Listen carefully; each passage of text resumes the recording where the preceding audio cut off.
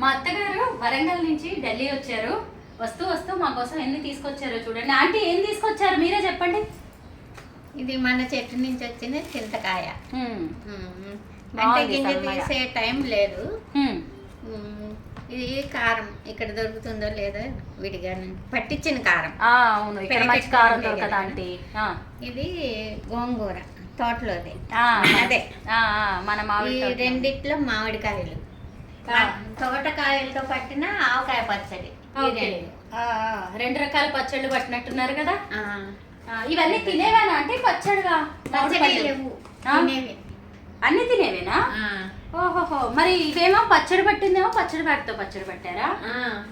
Okay okay, బాగానే తీసుకొచ్చారా అంటే. పాపం ట్రైన్లో వస్తూ ఇవన్నీ హైదరాబాద్ నుంచి, వరంగల్ నుంచి హైదరాబాద్ వచ్చి అక్కడి నుంచి ఢిల్లీకి తీసుకొచ్చారనమాట. ఇవన్నీ వీటన్ని పిక్కి కూడా చూపిస్తాను. అసలు వీటితోటి ఎప్పుడెప్పుడు చింతపండు పులిహోర చేద్దామా అనిపిస్తుంది.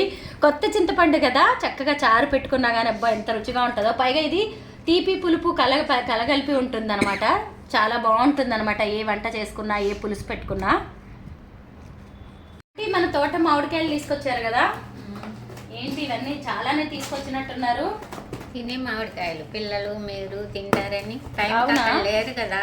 అవునంటే నిజమే. ఎప్పుడు మేము టైంకి ఉండరు. లాస్ట్ మంత్ మేము ఊరెళ్ళినప్పుడు మా తోటలోవి నేను చూపించాను కదా మామిడికాయలు. ఇదిగోండి ఆ మామిడికాయలు. అప్పుడు మేము ఫ్లైట్కి రావడం వల్ల ఆ మామిడికాయలు తీసుకురాలేకపోయాము. సో ఇప్పుడు మా అత్తయ్య గారు తనకి హాలిడేస్ అనమాట. ఇప్పుడు సమ్మర్ హాలిడేస్, జాబ్ చేస్తారు. తను వస్తూ వస్తూ తీసుకొచ్చారు. అబ్బా పక్వానికి వచ్చాయి. ఇవన్నీ ఎప్పుడు పండుతాయో చూడాలి. భలేగా ఎంత బాగా ప్యాక్ చేశారో మా అత్తయ్య గారు మావయ్య గారు అనమాట. ఇద్దరు పిల్లల కోసం తీసుకొచ్చారు. మా పిల్లలు వస్తాయి, ఇప్పుడు స్కూల్కి వెళ్ళారు. వచ్చిన తర్వాత ఎంత హ్యాపీ ఫీల్ అవుతారో చూద్దాం. ఇంకా పండలేదు, అన్నీ పక్వానికి వచ్చాయి. అప్పుడు నేను కట్ చేస్తున్నప్పుడు కూడా చెప్పాను కదా, ఆహా ఇవన్నీ పండడానికి ఎంత లేదని ఒక వారం రోజులు పడుతుంది. న్యాచురల్గా పండిన మ్యాంగోస్ నిజంగా ఎంత టేస్టీగా ఉంటాయో. ఇవి ఎప్పుడెప్పుడు పండుతాయా? మేమేమి కెమికల్స్ కానీ ఏం వెయ్యాలి అనుకోవట్లేదు. ఇలాగే బాక్సెస్లో ఉంచేస్తాము. చూడాలి తొందరగానే. అంటే ఏమన్నా వేసి పెట్టాలా లేకపోతే ఇలాగ పండిపోతాయా? ఇవి అలాగే పండిపోతున్నాయి. పండిపోతాయా? అరటికాయలు అలాగే పండిపోతున్నాయి. అరటిపళ్ళు న్యాచురల్గా అన్నీ ఆర్గానిక్ అనమాట. మా తోటలో ఏదైనా ఇంకా ఆర్గానిక్. సోషల్ మీడియాలో, ఫేస్బుక్లో, యూట్యూబ్లో ఈ మధ్య ఏది ఓపెన్ చేసినా కొత్త ఆవకాయ వీడియోస్ కనిపిస్తున్నాయి, కొత్త ఆవకాయ ముచ్చట్లు కనిపిస్తున్నాయి, కొత్త ఆవకాయ పోస్టులు కనిపిస్తున్నాయి. అబ్బా ఈసారి ఇంకా కొత్త ఆవకాయ తినలేదు, రాలేదే అని అనుకుంటున్నాను అనమాట నేను.